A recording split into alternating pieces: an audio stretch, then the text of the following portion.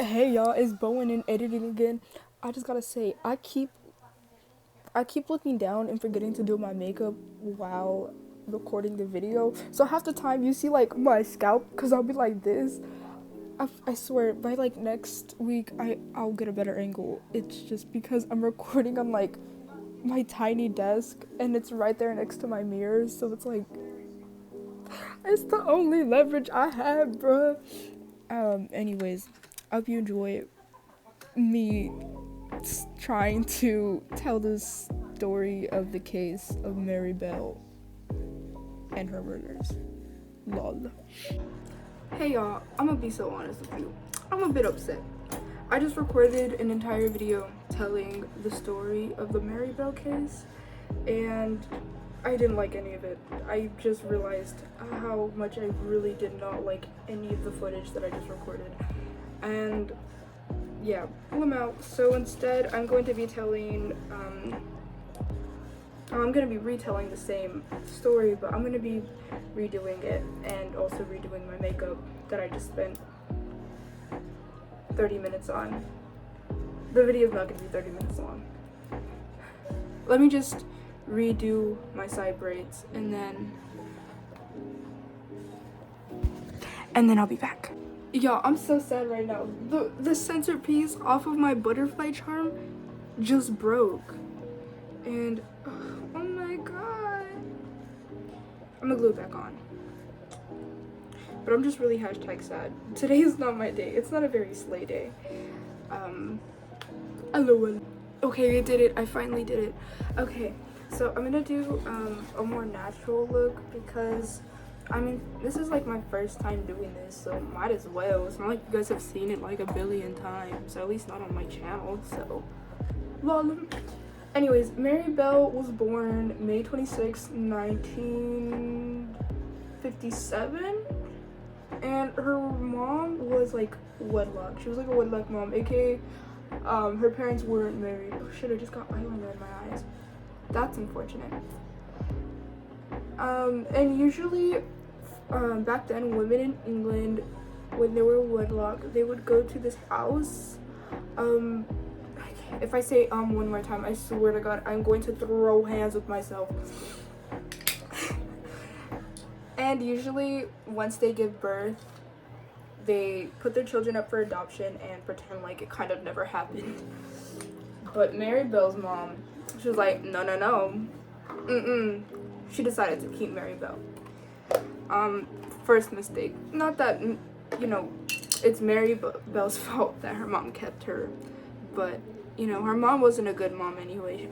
She was a prostitute, and even though I think that there's nothing wrong with sex workers, for the time being, everyone would kind of judge, and then also her mom was, like, really neglectful, and apparently, according to some sources, her mom would even have her participate in some of her acts, which is really disgusting and beyond fucked up. Mary Bell didn't really have friends growing up. From what I know, they saw their best friend die from a car crash when they were like 2 or 3. So that, you know, obviously could have caused a bit of trauma. Not even a bit, like a lot. If I saw my best friend die of a car crash, I don't know, I'd be pretty upset too. She did have one friend. I don't know if they were school friends or if they just lived on the same block, but it was this girl named Norma Bell. She was 3 years older, however, I think had like the mental capacity of an 8 or 9-year-old. She was mentally challenged. And Mary Bell would use that to manipulate her and get her to do things that Mary Bell wanted her to. #red flag. For real. Red flag for real. When Mary Bell would get angry at school, she would like harm the kids. Like I guess she would go into the state of like dissociation, and she would choke other children at her school. Like you know, like kind of choking. Like damn, like the teachers did nothing about this, by the way. They just saw this as like, oh shit, just another day in school. Oh, Mary Bell choked you? That sucks. How's your mom been? Like, really, for real, like, there was so many signs and like flags that people witnessed, but no one did anything about it. And you know, with her home life and the things that she had seen when she was younger, I don't know, I just feel like it was kind of like the perfect little mix for a 10-year-old serial killer. Spoiler alert, she killed someone. 2 people. So, the first victim was Martin Brown. It was the 25th of May, 1968, a day before her 11th birthday. Mary Bell strangled the 4-year-old Martin Brown in like a little house. I guess it was kind of run down. And what she did is that she applied pressure, like while choking him, at like a steadily rate. So there were no signs of him actually choking. And I think they had said that maybe his death was due to like, you know, taking maybe medication that he wasn't supposed to or something like that. I'm pretty sure like people didn't really suspect it to be a murder. So, you know, she got away with that one for now. This is the most fucked up part to me. The day after, on her 11th birthday, her and her friend that I had previously mentioned before, Norma Bell, broke into a nearby nursery home, trashed it and vandalized it completely, like smearing ink all over the walls. I think they ripped tiles out of like the ceiling. I don't know. These bitches was going insane in there, bro. And the next day, obviously, the freaking staff saw this and they're like, oh shit, we gotta call the cops. And so they did. And when the cops got there, they found 4 notes. I'm not gonna read these notes because it makes me genuinely uncomfortable to like read them out, because there's like a couple slurs in there and like bro, I'm not trying to get into all that, but I'll leave like a link to the wiki and you can see it for yourself, like the shit that she wrote. But she was going insane in them, bro. So they had evidence there that maybe something had happened, that there was like a murderer on the loose. Shit, there's a murderer killed 4-year-old Martin Brown. We thought this was just a normal day of a kid accidentally overdosing. So a couple months later, it was July 31st, 1968. Mary Bell strikes again with an accomplice. Guess who it is? Just take a guess. It was Norma. It was Norma. You already knew. It was Norma, bro. And she did it the same method as she did last time, which was strangling him and putting pressure on. But, you know, the pressure, she killed him the same way she does the other kid.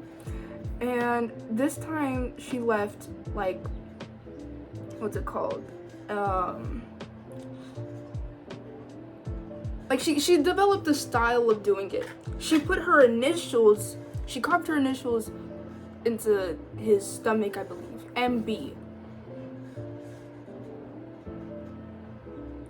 Now, Miss Girl,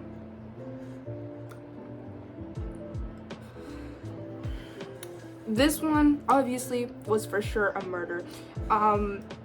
He was hanging, Brian, the little boy, before his, you know, untimely death, was hanging out with his siblings, the family dog, and Mary Bell and Norma.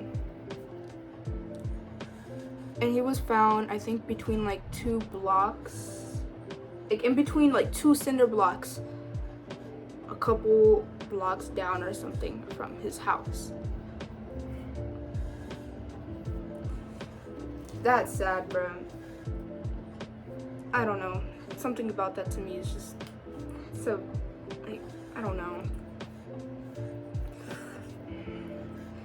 Anyways, that struck an investigation. There was over like 100 detectives across Northumberland? Huh? I don't know. But there was like a lot of people looking for these kids. Or a lot of people looking for the murderers of these kids. And Mary Bell would actually go and help look for the murderers and stuff, whilst being the murderer. And how she got away with it is beyond me. Like, didn't they have fingerprints back then?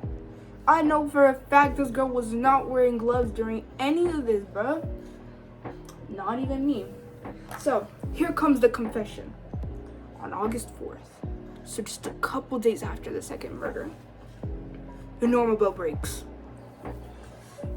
She tells her parents about what happens. Poor girl. You know, I honestly feel for her because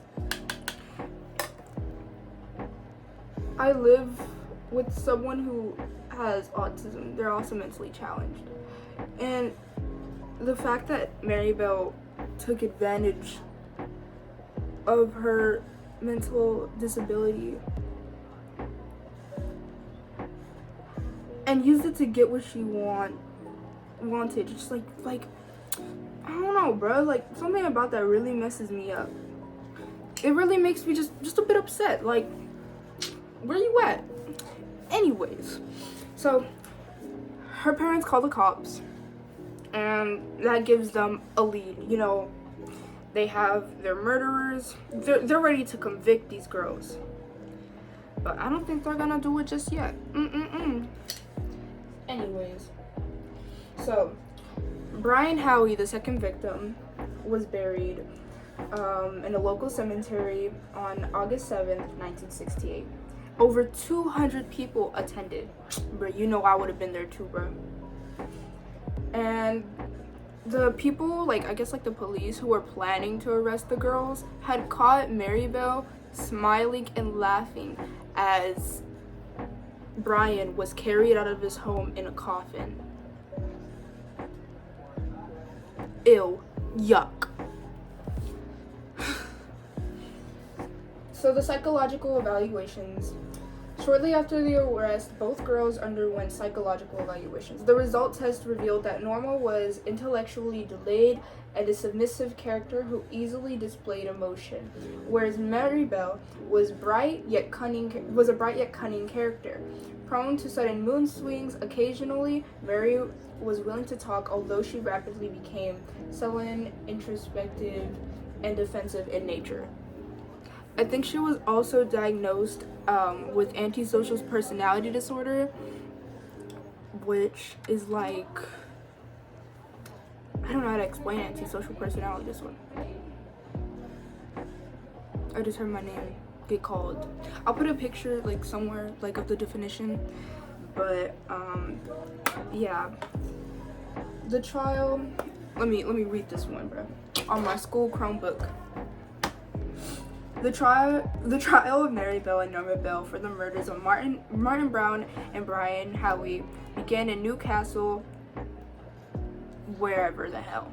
Narnia, I don't know what that word is. I swear, England, you have the hardest pronunciation of any places in I don't know what I'm saying. Oh my gosh. On December 5th, 1968, both girls were tried before Mr. Justice, whoever that was, and both pleaded not guilty to the charges. I get if Norma didn't plead guilty to the charges because technically she didn't murder, but at the same time she was there, so I mean, like, she was gonna get charged anyway. It's just the way the cookie crumbles.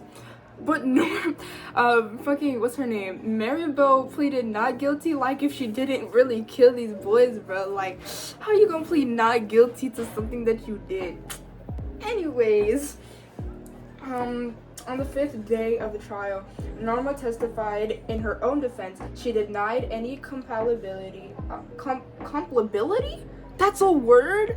Culpability in actual murder of either of the children, but admitted under cross-examination having known Mary's penchant for violence, basically her violent past and tendencies, and her history for attacking children at school, and you know, when she got a bit feisty and stuff. I'm not gonna read the entire testimony because it's like way too long and I don't got time for that. So I'm gonna sum it up for you. I don't know what happened to Maribel, but I know she got released. So Norma Bell. Yay to Norma Bell for getting released. But Mary Bell, she was sent to a prison for around like 10 years, I think. And then when she was about to get released, they sent her to like a thing, like a rehab center for women who were in prison to help her like prepare for going back into society. And she had a name change too, but later on people found her identity, and she had a daughter at the time, and her daughter found out that her mom was a child killer. I can't imagine how she must have reacted to that. I know for one, I would have been like, like if I would have found out that my mom was a child killer, I'd ask for every single detail of every little thing. I would interrogate my mom. I would make her have to relive everything, bro. You would not catch me playing. But I don't know how her daughter reacted. I think her daughter was maybe angry. I don't know. I'd be angry if my mom was a child murderer. She didn't write a book, but someone paid her to retell the story so they can write a book, and this caused like a lot of como se dice, fuck, what's the word, backlash. There we go. It caused a lot of backlash because like I see where they're coming from.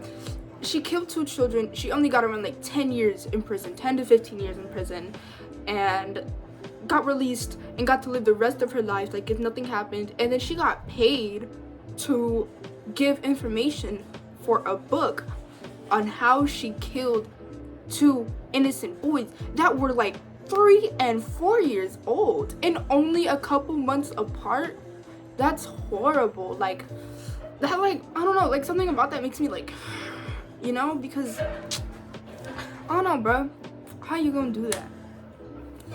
But anyways, that's the Mary Bell case. Oh, one thing I forgot to mention was her mom. Her mom, as I previously mentioned, she was a prostitute. And before the Mary Bell case, from what I heard, she was very careless. She didn't really give a fuck kind of thing. But after the Mary Bell case, she was very like timid. She was scared to talk kind of thing. She would fidget a lot with her hands. You could tell she was like always kind of shaky.